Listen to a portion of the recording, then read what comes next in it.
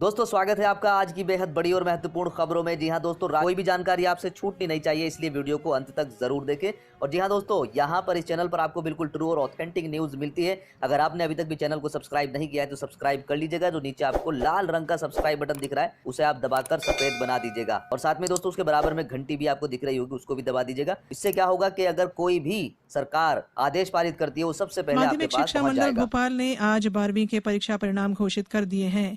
इसमें कला वर्ग में रीवा जिले की खुशी सिंह 486 नंबर के साथ पहले नंबर पर रही। उन्होंने 97.2 अंक पाए। विज्ञान वर्ग से मंदसौर की प्रिया और रिंकू के 495 अंक आए। कॉमर्स से नीमच के मुफद्दल ने 487 अंक पाकर पहला स्थान बनाया। इसी तरह गणित संकाय में मंडला जिले की खुशी कोटवानी ने प्रदेश में 8वां स्थान प्राप्त किया। खंडवा से हमारे संवाददाता ने बताया है कि जिले की अंशिका परसराम भोरगे ने जीव विज्ञान समूह में राज्य में चौथा स्थान हासिल किया। जबलपुर के आशीष कुशवाहा ने विज्ञान गणित समूह में चौथा, मुरैना के कृष्णा दंडौतिया ने विज्ञान समूह में 7वां, बड़वानी की उजमा मंसूरी ने 10वां, अनूपपुर की पलक ने विज्ञान समूह में 8वां, नरसिंहपुर की मधुलता सिलावट ने कला संकाय में दूसरा स्थान प्राप्त किया है। इस बार करीब 69% नियमित और 28% से ज्यादा प्राइवेट स्टूडेंट पास हुए। पिछले साल एमपी बोर्ड के 12वीं का रिजल्ट 72.37% रहा था। इस बार करीब 3.5% कम विद्यार्थी पास हुए। केंद्रीय स्वास्थ्य मंत्री डॉक्टर हर्षवर्धन ने कहा है कि नोएडा, मुंबई और कोलकाता में स्थापित अत्याधुनिक परीक्षण केंद्र हर रोज 10,000 से अधिक कोविड नमूनों की जांच करेंगे। इन केंद्रों के उद्घाटन समारोह को संबोधित करते हुए डॉक्टर हर्षवर्धन ने कहा कि प्रधानमंत्री नरेंद्र मोदी के मार्गदर्शन में भारत ने कोविड-19 की रोकथाम के लिए आक्रामक कार्रवाई की। उन्होंने कहा कि 6 महीने पहले महाराष्ट्र के पुणे में केवल एक परीक्षण केंद्र था, जबकि आज ऐसे 1,300 से अधिक केंद्रों की स्थापना की जा चुकी है। स्वास्थ्य मंत्री ने कहा कि देश में 97% आबादी की पहुंच परीक्षण प्रयोगशालाओं तक है।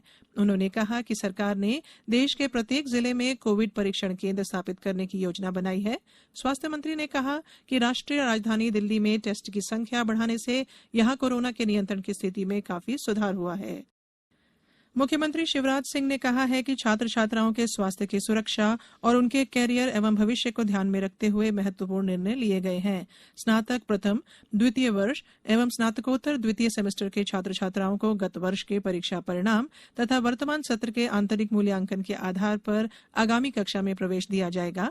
इसी प्रकार स्नातक अंतिम वर्ष एवं स्नातकोत्तर चतुर्थ सेमेस्टर के छात्र छात्राओं के लिए कोरोना के संक्रमण से बचाव एवं शारीरिक दूरी को ध्यान में रखते हुए उनकी परीक्षाएं घर में रहकर ओपन बुक प्रणाली से करवाई जाएंगी। श्री चौहान ने कहा कि विद्यार्थियों को जनरल प्रमोशन देने पर उनकी फाइनल डिग्री पर हमेशा सवाल उठाए जाते हैं, इसलिए ओपन बुक प्रणाली से परीक्षा लेने का निर्णय लिया गया है। स्नातक अंतिम वर्ष एवं स्नातकोत्तर चतुर्थ सेमेस्टर के छात्र छात्राओं को उनके लॉगिन आईडी तथा निर्धारित वेबसाइट पर प्रश्न पत्र उपलब्ध कराए जाएंगे। ओपन बुक परीक्षा प्रणाली में परीक्षार्थी अपने निवास में ही रहकर उत्तर पुस्तिका लिख सकेंगे। परीक्षार्थी को अपनी उत्तर पुस्तिका संग्रहण केंद्र में जमा करनी होगी। इसके लिए हजारों की संख्या में संग्रहण केंद्र स्थापित किए गए हैं। उत्तर पुस्तिका जमा करने के लिए परीक्षार्थी के पास 2 विकल्प और होंगे, जिसमें डाक द्वारा और ईमेल द्वारा भी उत्तर पुस्तिका भेजने की सुविधा होगी। प्रदेश में कोरोना संक्रमित लोगों की संख्या 28,000 से ज्यादा हो गई है। हालांकि उनमें से 19,000 से अधिक लोग स्वस्थ हो चुके हैं।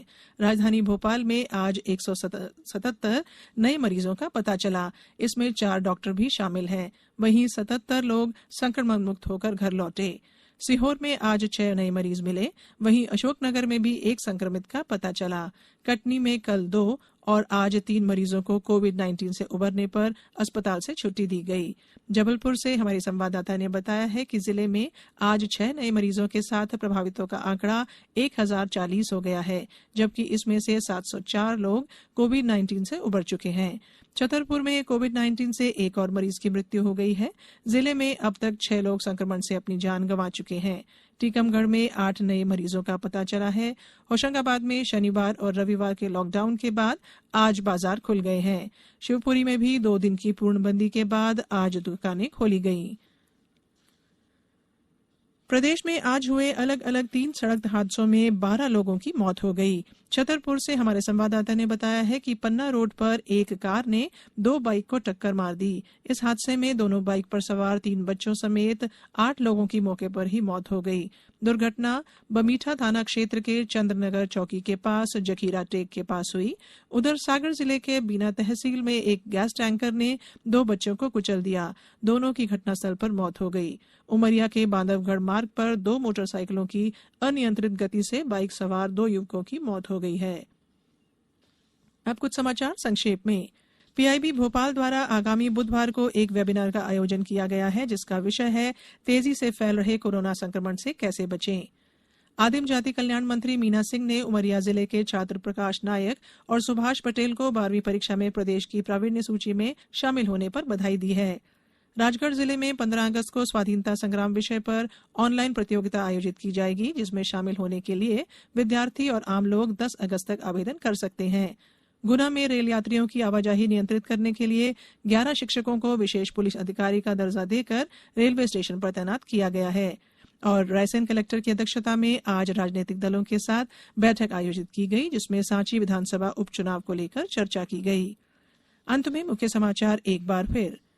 12वीं परीक्षा के परिणाम घोषित। 69% नियमित और 28% से अधिक स्वाध्यायी विद्यार्थी उत्तीर्ण।